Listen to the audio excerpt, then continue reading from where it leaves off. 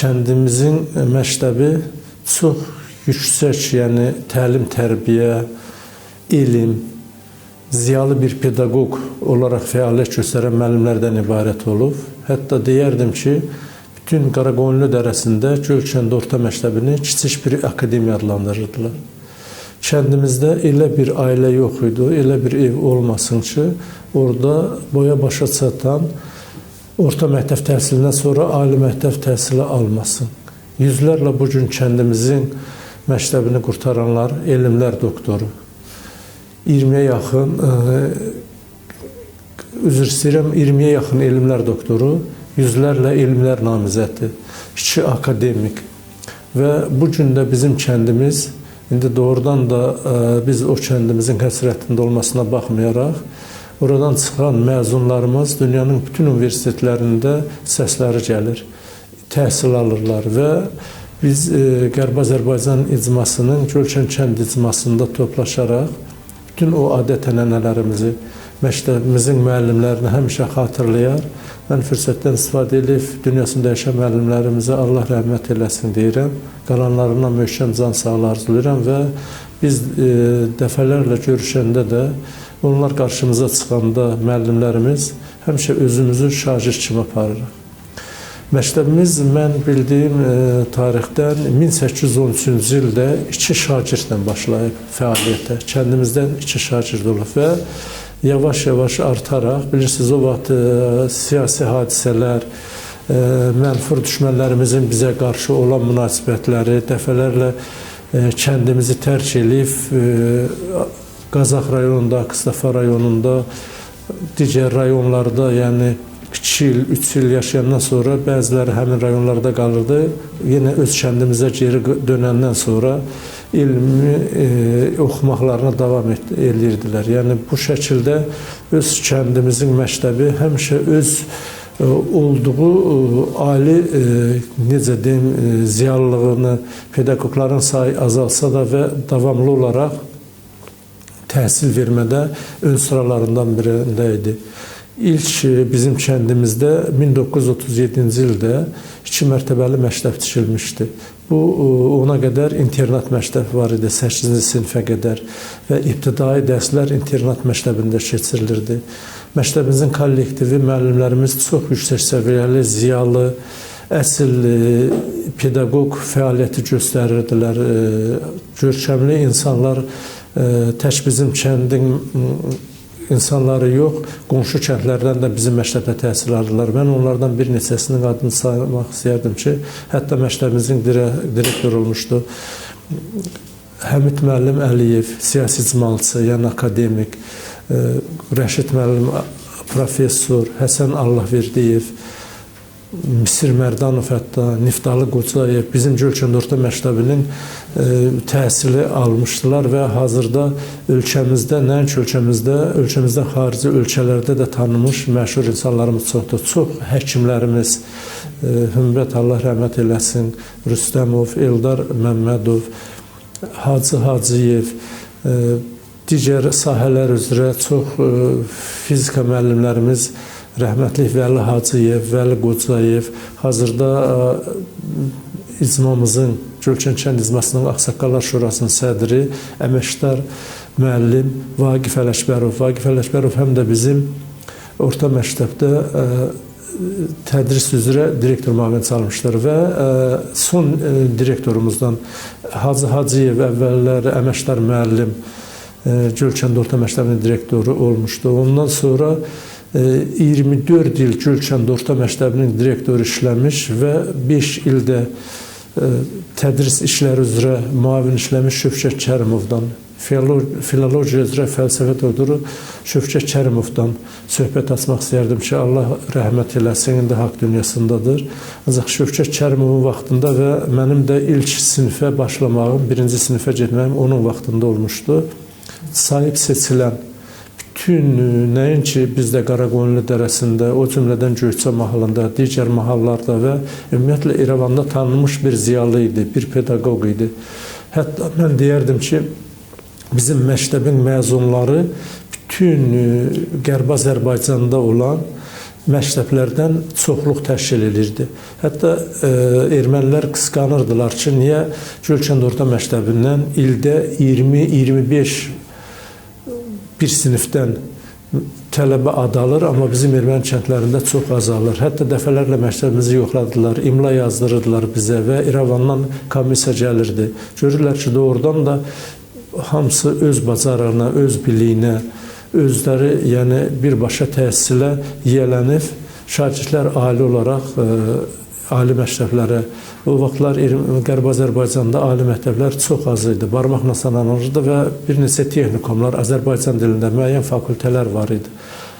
Ona görə də kəndimizdə orta məktəb qurtaranda Bakı şəhəri və keçmiş ittifaqın digər respublikalarında, müttəfiq respublikalarında, Moskva şəhərində, Sankt-Peterburg şəhərində, Novosibirsk şəhərində, Voronejdə, Minskdə, Kišinyov şəhərində, Kiyevdə təhsilini davam etdirirlər. Çox, bu da birbaşa bizim müəllimlərin şagirdlərə verdiyi, öyrətdiyi və şagirdlərin də öz yəni fikirləşərək seçdiyi idi. Hətta dəfələrlə qızıl medallar alırdılar. Hətta onu da bizə qısqanırdılar ki, niyə qızıl medal? Elə il olurdu 3 nəfər, 5 nəfər qızıl medal, gümüş medalla Gölçənd Orta Məktəbində başa vururdu. Çox gözəl adətimiz var idi.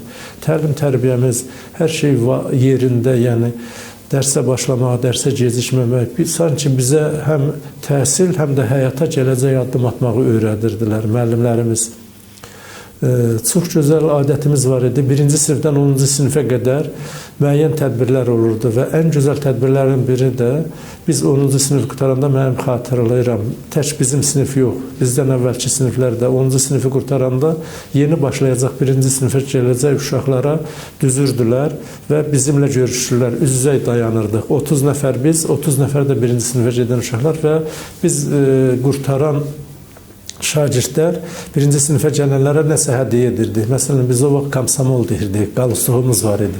Mən öz qalustoğumu açıb, məndən 10 il sonra 1-ci sinifə başlayan şagirdə onu hədiyyə eləmişdim. Eləsi var idi, kitab hədiyyə edirdi, kimi öz ruskasını hədiyyə edirdi. Yəni, bu bir adət idi ki, biz artıq yaxşı oxumuşuq, orta məktəbi, təhsilimizi gözəl başa vurmuşuq, əlaçısı olmuşuq, imtahanları yaxşı, buraxılış imtahanları və onlar da bizim davamçılarımız olacaq, gələcəkdə onların xatirəsində qalırdı. Böyük bir rəqabət var idi, oxumaq rəqabəti. Sinifdə də, siniflər arasında da, hətta məktəbimizdə valideynlər iclası olurdu. İclas olandan sonra biz çox həyəcanlanırdıq ki, valideynlərimiz hansı xəbərlər gələcək, müəllimlər bizim nə şikayətlər olacaq, qiymətimizdən şikayət edəcəklər, yoxsa özümüzü necə parmağımızdan, hansı müvəffəqiyyətimizdən, qeyri-müvəffəqiyyətimizdən və bütün bunları hamısını nəzərə alaraq biz həmişə hazır idik. İnanın ki, elə vaxtlar olurdu, gecə saat 1-ə qədər, 2-yə qədər, müəyyən qış aylarında bəzi hallarda işıq olmurdu, ancaq şam işığında, o vaxtlar biz fanar deyirdik, fanar yandırırdıq, yəni işıq olmayanda, yəni onun işığında çox həvəsində idik. Bütün ailələrdə kimlərsə universitetə gedir, iş verir, qəbul ola bilmirdilərsə utanırdılar. Həm valideynləri utanırdı ki, mənim evladım yaxşı oxumayıb, ona görə qəbul ola bilməyib. Qonşu uşaqları qəbul olublar, onları danlayırdılar, onlar da tanırdılar, çıxa bilmirdilər, başqa işlərə bir il ərzində çalışırdılar və kimisi hazırlıqla, kimisi növbəti ildə öz bəxtlərini sınırdılar və qəbul olurdular. Çox böyük istək var idi bizdə. Bilirsiniz, kəndimiz əsasən qış aylarında soyuq olurdu. Sonra institutu qurtaranlar, universitet qurtaranlar iş yerləri az olurdu. Yəni, bəlkə də bu milli münasibətləri olaraq Azərbaycanlılara iş yeri vermirdilər. Onları nəzərə alaraq oxumağa çox həvəsli idilər. Və Azərbaycanın bütün rayonlarında demək olar ki, bu gün Qərbi Azərbaycandan gələn kəndlərimiz hamısında yaşayırlar.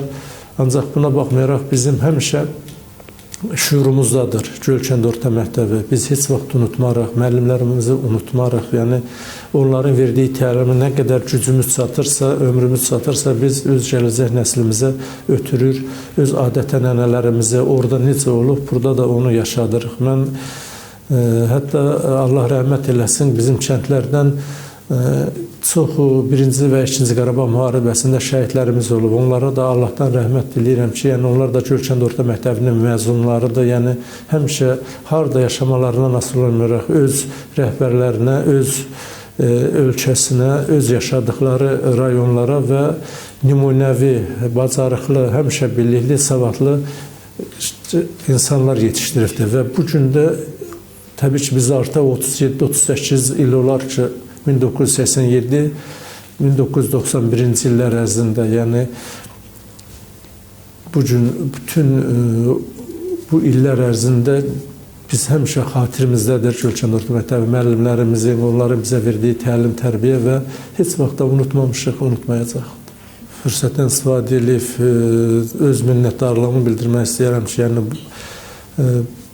bizim insanlar, yəni hansı ki hal-hazırda dünyasını dəyişməyən müəllimlərimiz bizə o təlim tərbiyəni veribsə və biz çox ümidvarıq ki, qayıdacağıq.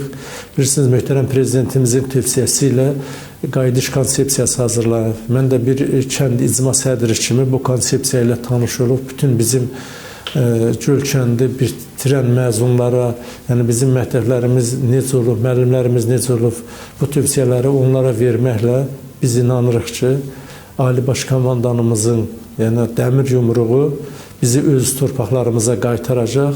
Çox ümidvarıq, biz bütün toplantılarımızda da bu haqda deyirik. O cümlədən hər yerdə öz nümunəvi olmağımızı tələbələrimiz, şagirdlərimiz, gələcək nəsil necə orada olduğu kimi eyni ilə də davam etdirəcək və biz o yerlərə qayıdacağıq. Düzdür, qayıdıb həmin məktəbi görmüşük. Artıq bizim kənddə xeyli torpaq sürüşməsi olub, bəzi evlər artıq yoxdur, məktəbimiz də yoxdur. Artıq suruflarımı, söküflərimi biz görə bilmirik. Düzdür, internetdən baxırıq. İnternet məktəbimiz durur, amma 2 mərtəbəli məktəbimiz yoxdur. Təbii ki, qayıdan kimi ilk arzularımızdan biri odur ki, mən söhbətimizdə qeyd elədim, sadəcə insanlarımızın təşəbbüsü ilə o 2 mərtəbəli məktəb tikilmişdi. Onların köməkliyi ilə yenə birləşib həmin məktəbi bərpa edib və həmin adət-ənənələri davam etdirmək arzusundayıq və o arzuya da çatacağıq.